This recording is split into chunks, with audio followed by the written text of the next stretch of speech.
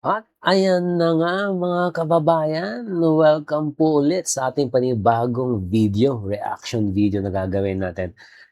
Mapunta tayo dito sa panibagong araw sa impeachment. So ito yung pangalawang linggo o pang-apat na araw ng impeachment trial ni VP Sara. So medyo exciting kasi may panibagong witness na ilalabas. So pakinggan natin, diretso na agad tayo doon. Ayan. Of the members of the panel of prosecutors. You may proceed, sir. Thank you, Your Honors.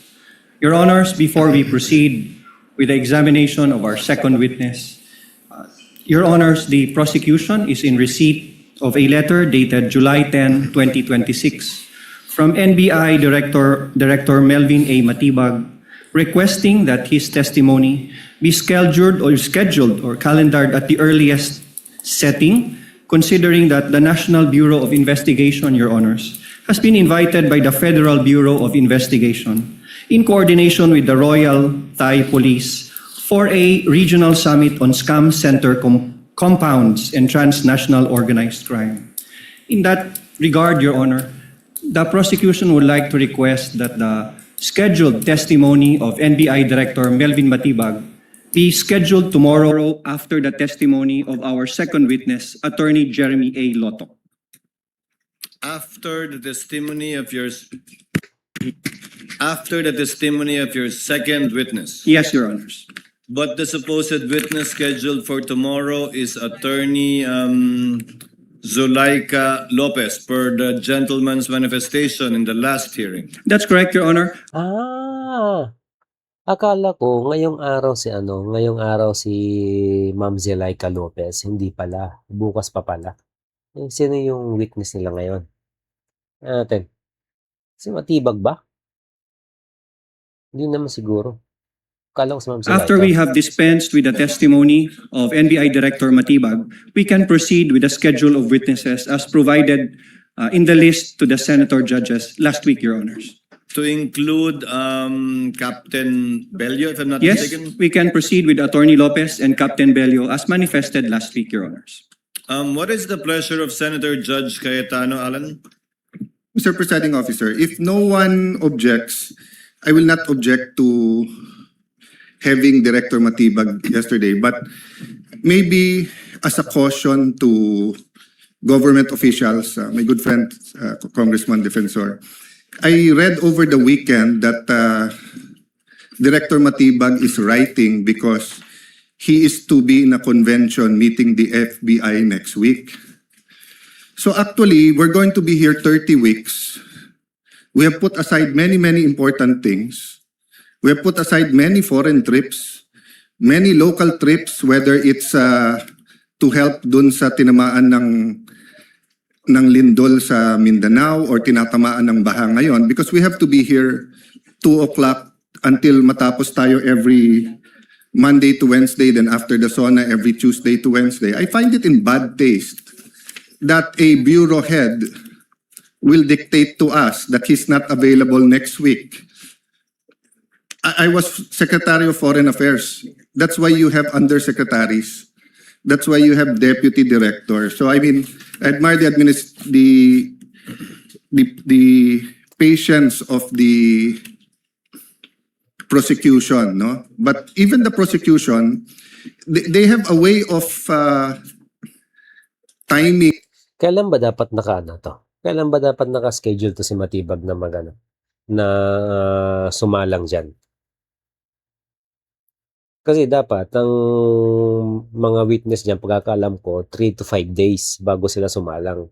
Itong ginawa gusto mangyari ni Defensor, gusto niya bukas isalang na agad. Medyo unfair naman dito sa mga senator judges, pati doon sa kabilang side sa mga abogado ni VP Sara. Syempre, kailangan din maghanda ng mga yon kung ano yung mga itatanong nila. Syempre, kung doon sa araw na yon, mga 1 to 2 days, kung sino yung witness, yun ang pag-aaralan nila. Prepare nila yung mga questions nila para syempre malaman nila, maano nila kung ano yung mga gusto nilang itanong. Mapaghanda nila. Kung bigla-bigla mong isasalang kinabukasan, syempre mahihirapan 'tong mga ano, mahihirapan 'tong mga senator judges natin. So, like I said, is unfair nga naman sa kanila. Hindi puwede yung ganyan na bigla-bigla mo na lang i-aano dahil gusto lang mag-Thailand ni Matibag, alangya ka Matibag. Gusto mo pang mag 1 day in Thailand, 2 days in Thailand, 3 days in Thailand. Ikaw talaga Matibag, alangya ka. And laying down the witnesses. So, I don't want later on to say na dapat natanong ko muna to sa unang witness. Kaya lang, si Director Matibag inuna dahil ganito, ganyan. No, so I'd like to put that on the record and ask my colleagues if that's acceptable to us. I mean, yung 20, well, at least those who are not in jail or the 21 of us are here. The whole government nakatutok. We put aside so many important things.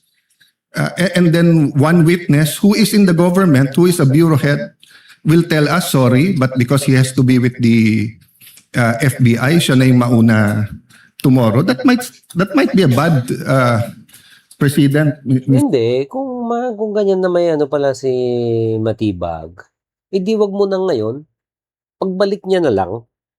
Pwede naman yan kasi matagal pa naman tong impeachment hindi pa naman agad-agad So siguro pagbalik niya na lang, sa kanilang sa kanilang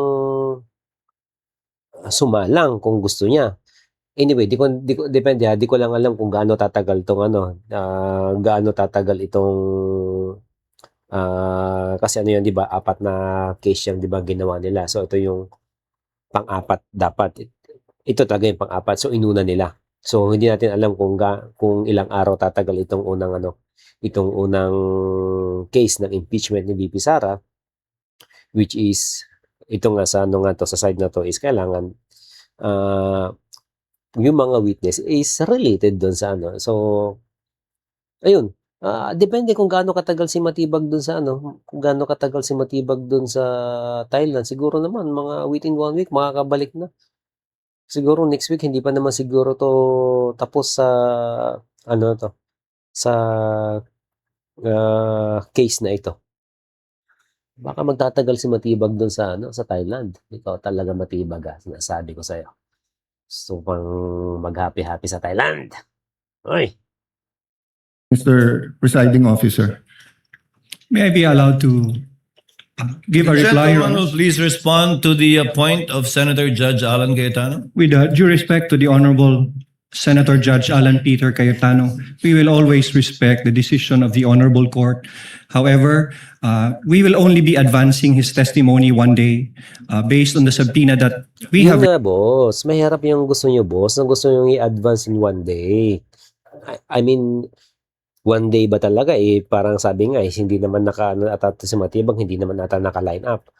Bukas ang naka-line up bukas sila Attorney Lopez.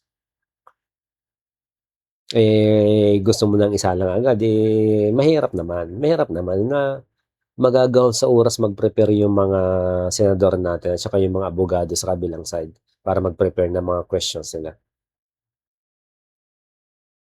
Requested the Honorable Court. He is scheduled to testify until Wednesday, and that we will not disrupt the scheduled list of witnesses. We will simply advance it 1 day, Your Honor. With due respect, Until Wednesday.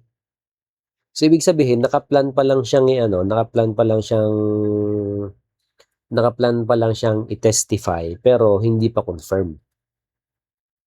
Pagkakaintindi ko hindi pa confirm kung talaga siya, kung magiging witness talaga siya this week. Base sa pagkakaintindi ko, tingnan natin. respect, Congressman, Representative Defensor, I asked that question poignantly last week. If Matibag will be one of your witnesses for this week, and you said no. In fact, you corrected Attorney Ligutan when he mentioned Director Matibag as one of your witnesses, and instead gave me a list of Lotok, Zulaika Lopez, and Captain Bello. Matibag was not included. In fact, I don't Kita mo, hindi pala naka-line up si Matibag. So tama nga, hindi nga naka-line up si Matibag. Tapos gusto mong isingit agad bukas. Mahirap naman yun, bossing. Pambihira ka naman. Mahirap sa inyo mga ano. Ang hirap nito sa mga congressman na ito ngayon sa 19th at saka 20th Congress. Laging binabaluktot ang batas. Laging binabaluktot ang mga rules and regulation para lang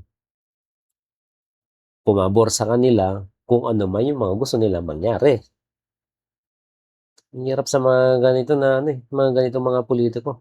Mambabatas pero sila mismo lumalabag sa mga batas, sila mismo ang lumalabag sa mga rules. Tapos tatawagin niyo sarili niyo mga mambabatas, tatawagin niyo sarili niyo mga honorable. Nayupak kayo talaga. Go. I think we issued a subpoena for Director Matibag for this week. Given your manifestation after you took over, given that you have, as you said, control and supervision over the counsel for the prosecutors. So he's not in your list this week. He's not being advanced for a day, sir. May I respond, Your Honors? Please so. Your Please Honors, do so, that's sir. correct. I gave a list of witnesses scheduled for Monday, Tuesday, and Wednesday.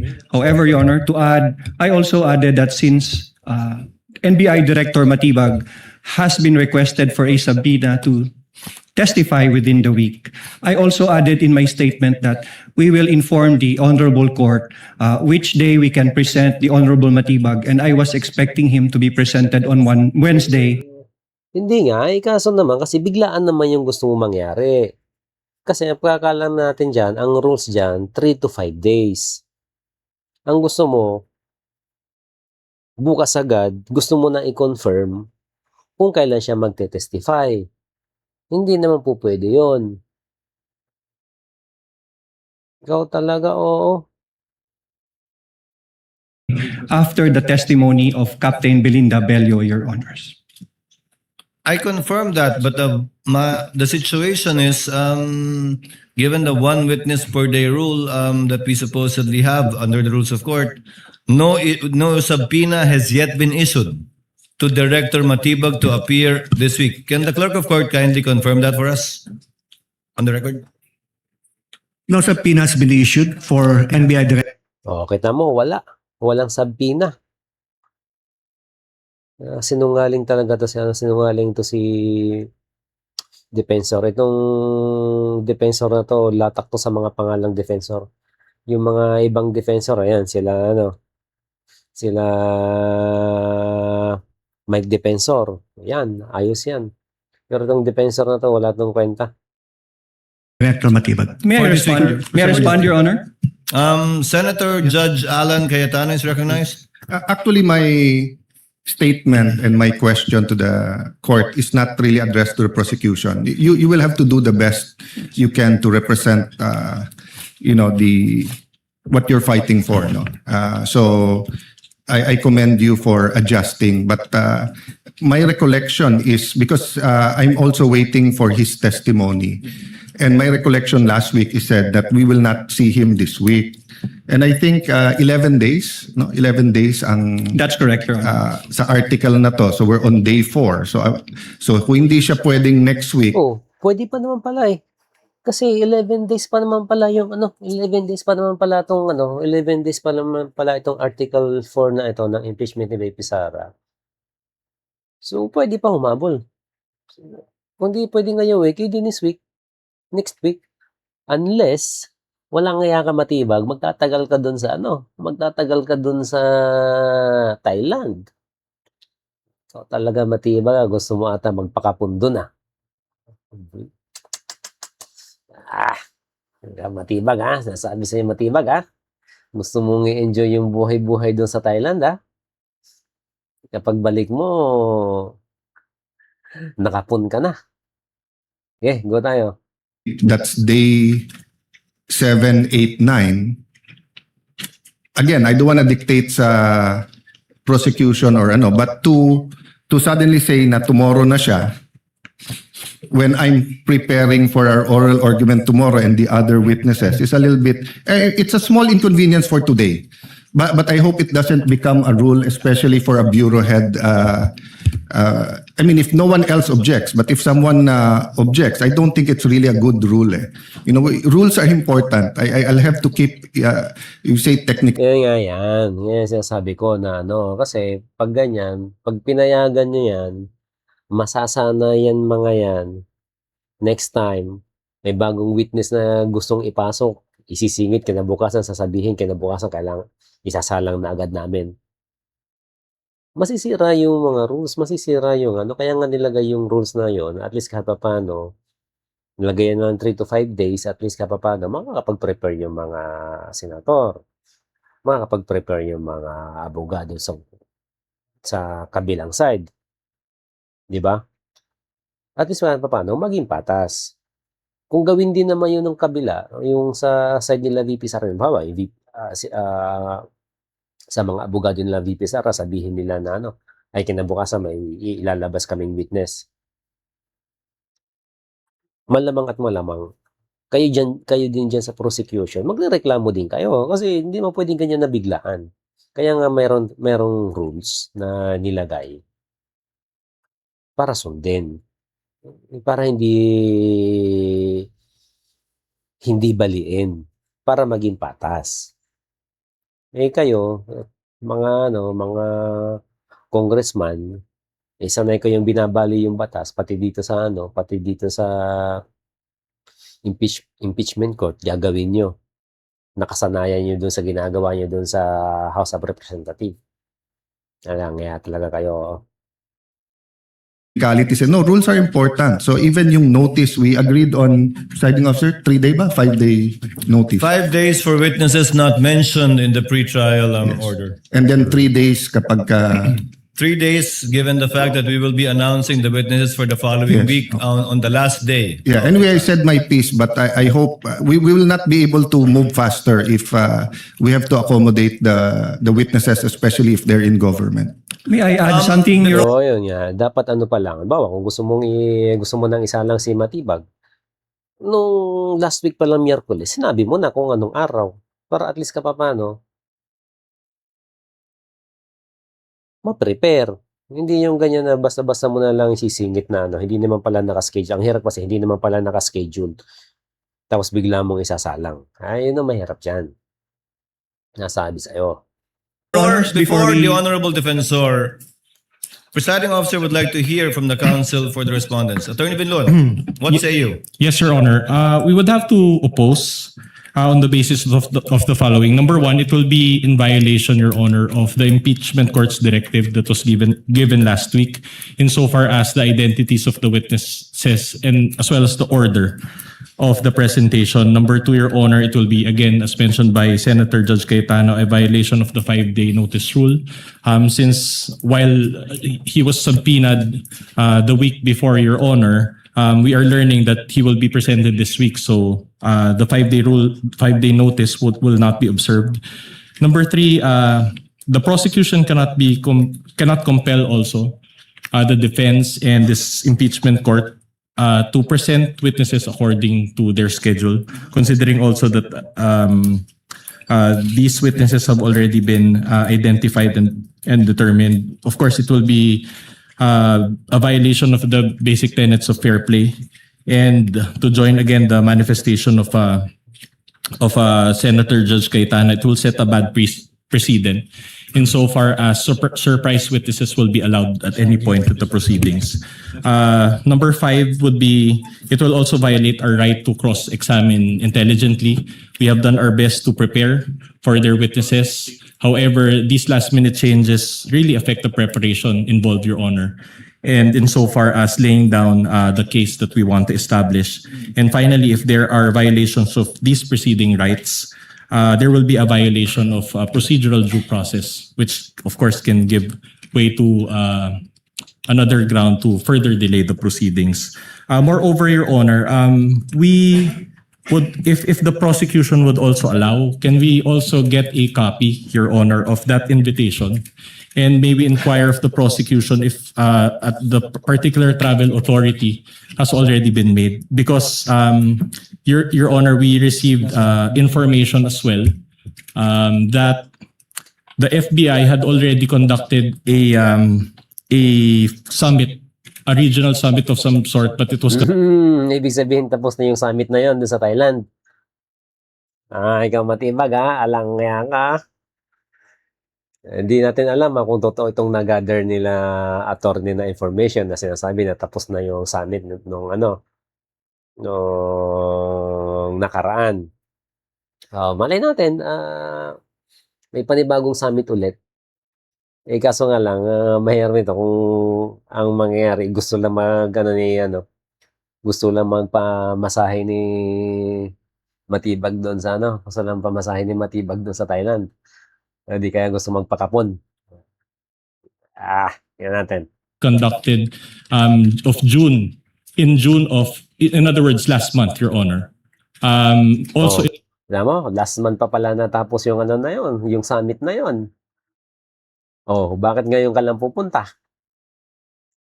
Talaga bang summit ang pupuntahan mo, Matibag?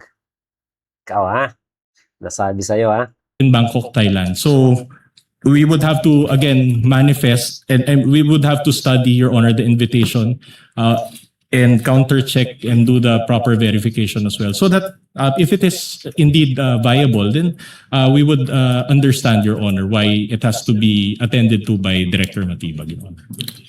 Senate President Gatchalian. Matibag Alangya ka Matibag Gusto mo tumikim ng ladyboy Visit ka. Gusto mo tumikim ng ladyboy o gusto mo maging ladyboy? Matibag. Tanong lang Matibag. Gatchalian is recognized. You may proceed, sir. Thank you, Mr. Presiding Officer. Sinusuportahan ko po yung statement ni Senator Judge Alan Cayetano dahil hindi lang naman po yung counsels ng prosecution at defense na naghahanda, pati mo mga senator judges naghahanda rin. At sa totoo lang itong weekend, marami rin sa ating mga senator judges ay pinag-aaralan kung ano yung kanilang maitatanong sa mga testigong ihaharap po ngayong linggo. Marami po ay pinag-aralan po yung mga ebidensyang in-upload na para po sa ating mga senator judges. At hindi to konting ebidensya, pinag-uusapan natin dito. Libo-libong mga papel at libo-libong mga ebidensya. Kaya kung bigla pong may isisingit na testigo, hindi rin makakahanda po yung ating mga senator judges sa kanilang pagtatanong at hindi rin nila mababasa yung mga dokumento at ebidensya na nakakabit doon sa testigong iharap. Kaya napakahirap naman po na naghahanda tayo pero biglang may Kasi makita mo yung sa bawat isang testigo, ang kapal-kapal ng mga ang kapal-kapal ng mga documents na nandun, bigla mong bibiglain yung mga senator judge na na basahin yun sa isang gabi. Kawawa, hindi naman yung mga senator judges. Buti sana kung kagaya lang nila one ball na hindi na nagbabasa. Scroll na lang ng cellphone.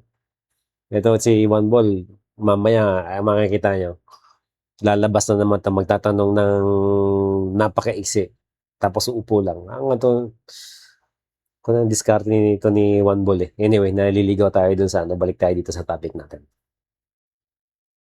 may mga ganitong suppression na hindi natin paghahandaan at hindi naman yan magiging maayos at patas para po sa ating mga senator judges. Maraming salamat po. For the record, Chair would like to confirm the statement of the Honorable Defensor. I will quote, Presiding Officer, quote, so Director Matibag is not yet going to be presented next week. Representative Defensor, not yet, Your Honor. We will manifest on Monday. If we can consider him for the Wednesday session, depending on how the trial goes and how long the testimonies will take for both parties. With the permission of Senators... Ayan wala pang confirmation. Defensor. Hindi mo pa kinonfirm na mag-a-attend si Matibag dyan, nauupo dyan. Tapos sasabi mo kanina na i-advance lang naman ng 1 day. Pero sa totoo lang, hindi mo pa naman kinonfirm. Sabi mo lang, depende kung ano magiging sitwasyon, pwede naming ilabas si Matibag. Pero yung confirmation, hindi mo pa rin kino-confirm. At least paano, yung mga witness dyan, naka-confirm na. Para makapag-prepare yung mga abogado at saka yung mga judges. Hindi yung basta-basta na lang isasalang mo ng biglaan. Senator Judge Cayetano and the Senate President, may we defer our ruling on this matter and ask the counsel for the prosecution to submit to us the letter given to you by Director Matibag for us to be able to look at it. Copy furnished, of course, the counsel for the response. Oo, hingin nyo, baka nagsisinungaling lang to si Matibag. Baka gusto lang liwaliw nito doon sa Thailand. Gusto lang tumikim ng ladyboy. Ang ka Matibag, ha? So that we can adequately go over it and hopefully come up with a ruling before the day is over. We submit, would Your that be Honor. possible? We will submit the letter. The Honorable Thank you, Your Court. Honor. So we shall do it that way. Kindly furnish a copy to the counsel for the respondents as well for their review. Yes, Your Honor. Your Honor, Counsel for respondent, Attorney Vinluen's Your Honor, manifestation if the travel authority is also available, if we can ask If for the- travel authority, if it's already issued. yes, of course. Kindly furnish us that as well. Your Honors, we will submit in good faith whatever the prosecution has received from Director Matibag, Your Honor. As well as Kindly communicate with him if possible, if he already has a travel authority for the same, so that we could evaluate it based on what you have. We Yes, cannot Your Honor. evaluate it based on what you don't have, so we will presume if you don't have it, it's not yet there. Your Honor, Yes, one last Attorney addition. Considering that there's if and when they provide the travel authority, I understand, Your Honor, that one of the requirements is also the official invitation from the foreign body. So if they can also provide that, Your Honor, Well- so that we can do a full review of this matter. Attorney Vinluan, it's not really for the full review of the counsel for the prosecution, but rather for this court's evaluation, whether or not to allow the motion of the counsel panel of prosecutors. But everything that will be submitted to us, you will be furnished with a copy. We will So you submit. can Wala na, di na ma-allow yung motion na yan. Kaya nabukasan na agad eh. Malabo na yan.